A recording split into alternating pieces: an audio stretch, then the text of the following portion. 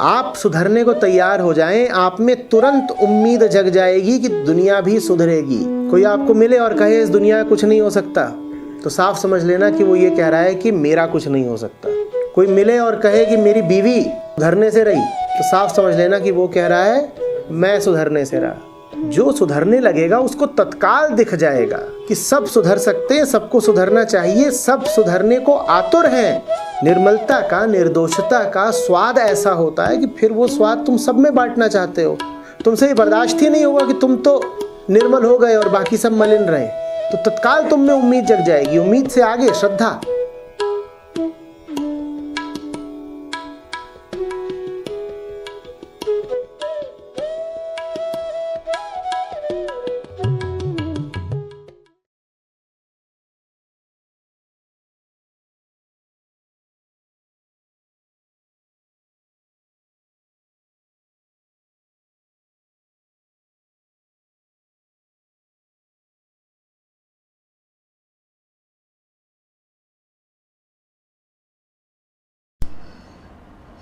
चलो अब इसका मतलब बताओ। बड़ा न होवे घटी न जाई।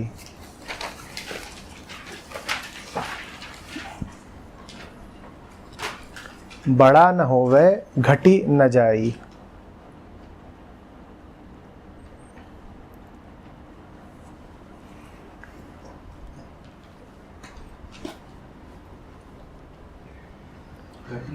न जाई, घटना न बड़ा हो सकता है न कम हो सकता है। ये क्या कहा जा रहा है और किसके लिए कहा जा रहा है? न बढ़ सकता है न कम हो सकता है। कम नहीं हो सकता तो समझ में आता है, बढ़ क्यों नहीं सकता? पूर्ण है। पूर्ण माने बहुत सारा। जब कहा जाता है बड़ा ना हो घटी ना जाए, तो मन में छवि क्या उठती है? छवि आ जाती है तुरंत। क्या? कांस्टेंट है। बिंदु ही आता है। कितना बड़ा कांस्टेंट है? हमेशा से कांस्टेंट। कितना कांस्टेंट? कांस्टेंट की वैल्यू क्या है? कोई वैल्यू नहीं है वैसे। हर कांस्टेंट की कोई वैल्यू होती है ना। When you say something is constant, then it's a thing that is constant.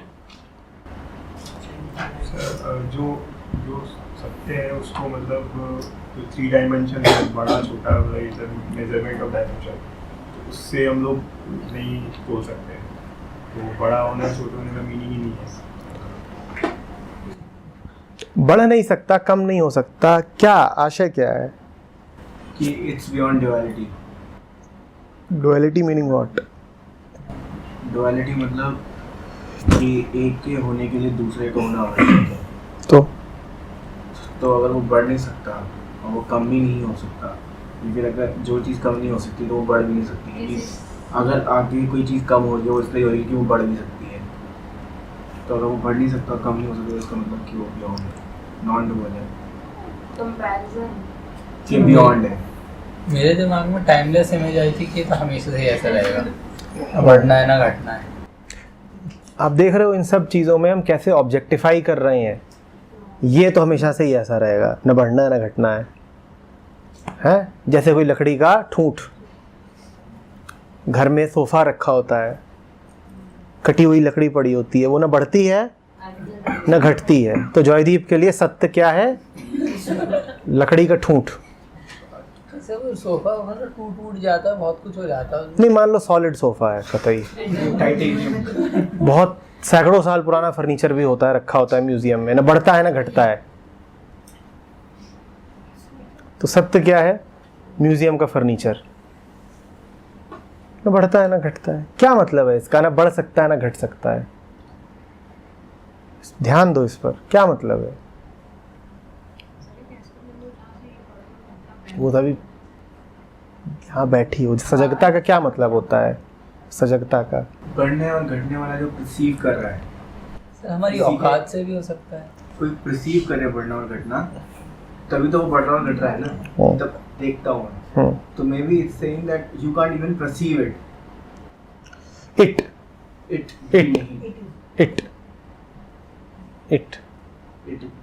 whatever is it is an object. You cannot say it.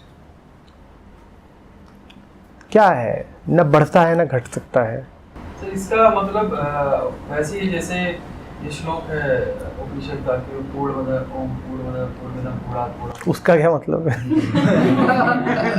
मतलब कि जो पूरा है पूरे में से अगर पूरा निकाल दो तो वो पूरा ही रहेगा। और कैसे? घटे- पहली बात तो उसका मतलब पूरे में से पूरा निकालने से नहीं है। इसका मतलब ये है कि आप जितना बांटोगे वो सामने वाले को भी उतना लाभकारी होगा। तो यानी उसमें आप और सामने वाला दो आ गए ना, और तुम कह रहे थे पूर्ण, तो व्याख्या की पहली ही लाइन गलत हो गई। पूर्ण में कोई सामने वाला हो सकता है? टोटल में कोई बचेगा सामने होने के लिए? तो आप और सामने वाले दो कहां से आ गए? पूर्ण तो एक ही हो सकता है। तो एक समय पे आप जहाँ रहो वहाँ पूरे तरह से। पूर्ण में समय होता है। अब व्याख्या करने के लिए तो व्याख्या गड़बड़ हो रही है ना। जो तुम उसको जान रहे हो वही तो तुम बोल रहे हो शब्दों से, तुम उसको जान ही गलत रहे हो। Just can't perceive. इट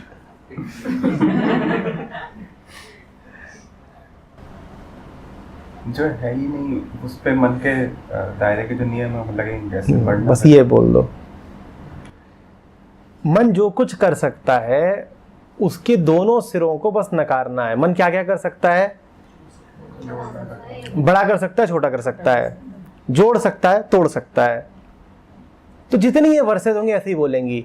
न तोड़ा जा सकता है, न जोड़ा जा सकता है, न बढ़ाया जा सकता है, न घटाया जा सकता है, न काला है, न सफेद है, न जल में है, न थल में है, न इस लोक में है, न उस लोक में है। इसका मतलब क्या है?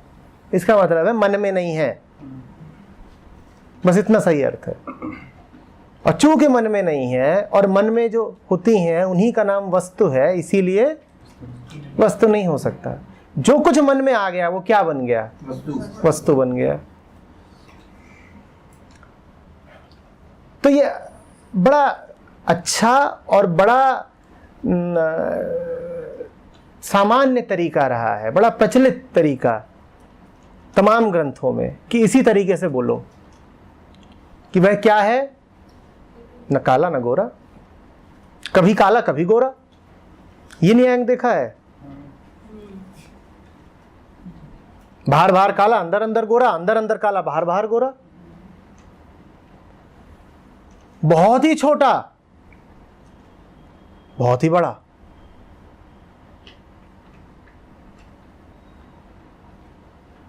इतना तरल कि कहीं भी घुस जाए, इतना ठोस कि काटा ना जाए।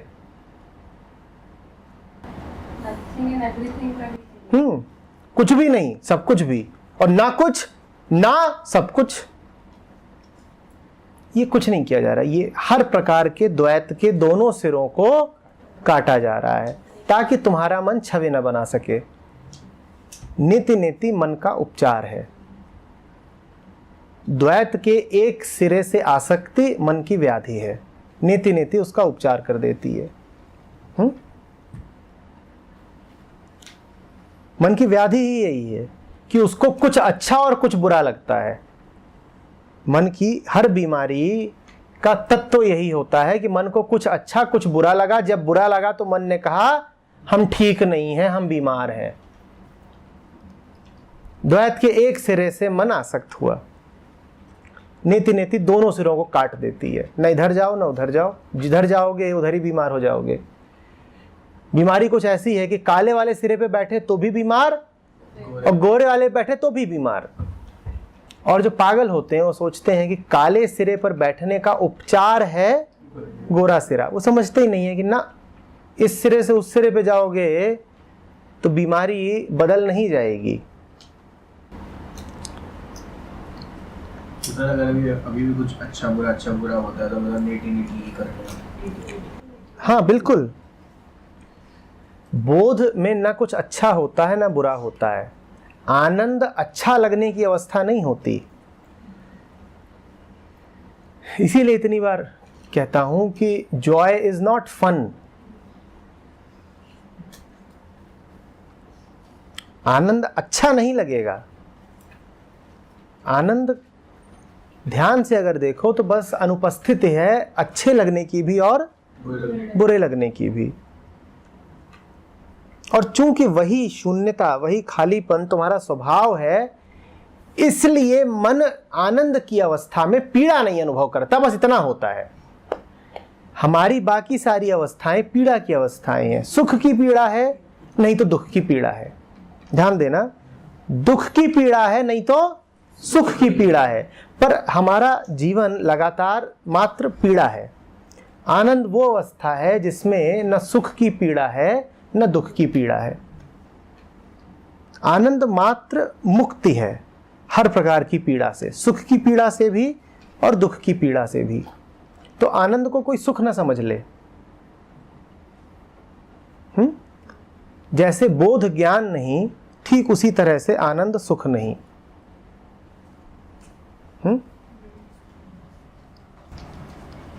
सर आपने अभी बोला कि खालीपन तुम्हारी नेचर है। सर कुछ थोड़ा ही आपसे होने वाले, अब ऐसा होता है कि कुछ भी चीज़ तो दिमाग को ऑक्यूपाई करती है तो यही दिमाग में आता है, मतलब दूसरा थॉट ही यही होता है कि नहीं ये काम का नहीं है। वो छोटे जलाशय वाली बात बहुत सही तरीके से हो गई, छोटे जलाशय से कुछ नहीं होगा, ठीक है। और उसके बाद क्या होता है, एक खालीपन आता है। स्टार्टिंग में तो वो होता है कि खालीपन आता नहीं है, आप भर देते हो उसको, आता नहीं है भर देते हो। तो पिछले 2 हफ्ते से मैं खालीपन के साथ रह रहा था और अब वो अजीब सा लगता है, मतलब ऐसा लगता है कि वो है और वो कंफर्टेबल नहीं है, मतलब कंफर्ट फील नहीं होता उसको। समाधि बस उससे कंफर्टेबल हो जाने का नाम है। अपने अंदरूनी शून्य के साथ कंफर्टेबल हो जाने का ही तो नाम समाधि है। Now I am comfortable with my aloneness, यही समाधि है। तो वो धीरे धीरे बस बस बस बस, न लड़ो न भागो। सर जो बोरियत होती है उसमें भी एक तरह का खालीपन है, और हालांकि और वो भी नापसंद होती है मन को। बोरियत में खालीपन नहीं है, बोरियत में तलाश है। बोरियत में तो आकांक्षा है भरे जाने की। ये उस अवस्था की बात कर रहा है जहाँ ये तो नहीं है कि भर दो, पर जो खाली जगह है वो अपरिचित सी लग रही है। एग्जैक्टली, यानी मैं भी इस टाइप का फील कर रहा था। वो तो देखो मन समय में जीता है। मन को तो समाधि से परिचित होने में भी समय लगेगा। तुम्हारी हालत अभी ये है कि तुम जिसके करीब पहुंच रहे हो, तुम्हारा स्वभाव है, तुम्हें वही बेगाना सा लग रहा है। हाँ, कि जैसे आप जैसे बताते हैं तो फिर ऐसा लगता है कि भाई वो नेचुरल चीज़ है तो आप उसमें अच्छा कंफर्टेबल फील करोगे। I am supposed Yeah. to feel comfortable. So let me feel comfortable. It's all right. I'm supposed to feel divine. तो ये सब तो अभी बेहूदगियाँ हैं, इसमें कुछ नहीं है। कि that comfort is not a cultivated thought that I am supposed to feel comfortable with this emptiness. So let me just try to feel comfortable. पर ऐसा भी हो सकता है कि जैसे मान लीजिए एक अलोननेस है और उसके साथ अभी हम सहज नहीं हो पा रहे, but just because like you और समबडी हैज सेड कि घबराओ मत, सही है, मतलब you are getting taken care of, तो लाइक हमें तो अभी उसमें उतना विश्वास नहीं, पर हम आप पे one step, just one step. But it will not last if it doesn't arise from within.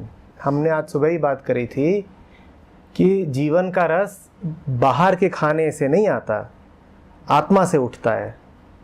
तो ठीक है, वो तुम्हारी आत्मा से ही उठेगा, तुम्हें दिखाई देगा कि इसमें है कीमत, खुद ही दिखाई देगा। फिर तुम खुद ही कहोगे कि यार कोई तुम बाकी बातें तुम मुझे कुछ भी बता दो, मुझे पता चल गया है कि कीमती चीज़ क्या है, मुझसे इधर उधर की फालतू बातें करो ही मत, मुझे पता चल गया है और अब कोई हिला नहीं सकता।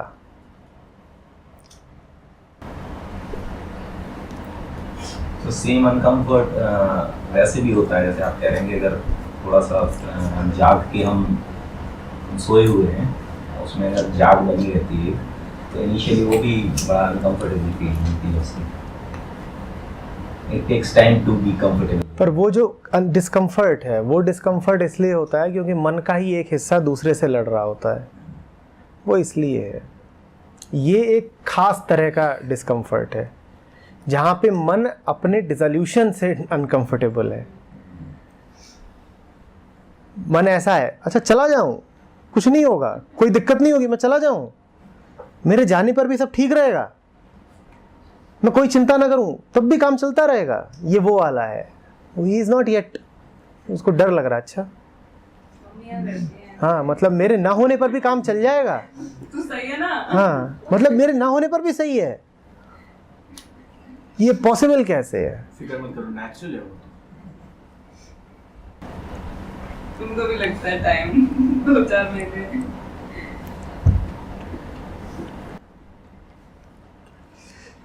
तुम लोग असल में ऐसे माहौलों में भी रह रहे हो ना जहाँ प्रैक्टिस भी कम मिलती है अकेला होने की। हर समय तो कोई ना कोई घुसा रहता है, तुम्हें तो खाली कमरा ही नहीं देखने को मिलता होगा। शायद पार्क बहुत सारी जगहें होती हैं जहाँ पे खाली रह सकते हैं। नहीं, पर रह सकते हैं, पर क्या रहते हैं? रहो तो अच्छा है। जितना ज़्यादा किसी की शक्ल देखोगे ना, उतना ज़्यादा तुम्हारा मन टाउं टाउं रहेगा। हाँ, खाली कमरे में रह पाना, शांत रह पाना कोई बड़ी बात है। बहुत लोग हैं जो एक खाली कमरे में आधे घंटे नहीं रह सकते। सर व्हाट्सएप और फेसबुक डिलीट करने का मन करता है। बहुत ज़्यादा हटा दो इसे, हटा दो, अभी फिलहाल के लिए तो हटा दो, बहुत डिस्ट्रैक्टिव चीज़ है। हटा देंगे, वक्त आने पे हटाएंगे, चिंता मत करो, सब हट जाएगा वक्त आने पे। सर जब जैसे घर पे रहते हैं, इस माहौल में रहते हैं, तो सब लगता है कि हाँ सब उस कर्म को समर्पित कर दिया, सब हो गया, ठीक है। जैसे ही बाहर निकलते सारा डिफेंस में कहीं से फिर से एक्टिव हो जाता है। पकड़ के रखो ना, पकड़ के रखो, पकड़ के रखो, नहीं मार लेगा कोई ट्रेन में, पकड़ के रखो। और इस बात में देखो, कोई बहुत कॉन्ट्रडिक्शन नहीं है कि आप पॉकेट का भी ख्याल रख लो और तब भी होशियार रहो। दिक्कत है पॉकेट से ऑब्सेशन में। पॉकेट को जितना ध्यान चाहिए उतना दे लो और मुक्त हो जाओ पॉकेट से। पर आप पॉकेट को पकड़े ही खड़े हुए हो ट्रेन में और 2 घंटे यही करा, क्या करा? पॉकेट को पकड़ा, तो फिर तो हाँ, ये कोई आइदर और सिचुएशन नहीं है कि जो पॉकेट की सोच रहा है वो ध्यान में नहीं हो सकता। आप पॉकेट की परवाह करके भी ध्यान में हो सकते हो, क्यों नहीं हो सकते?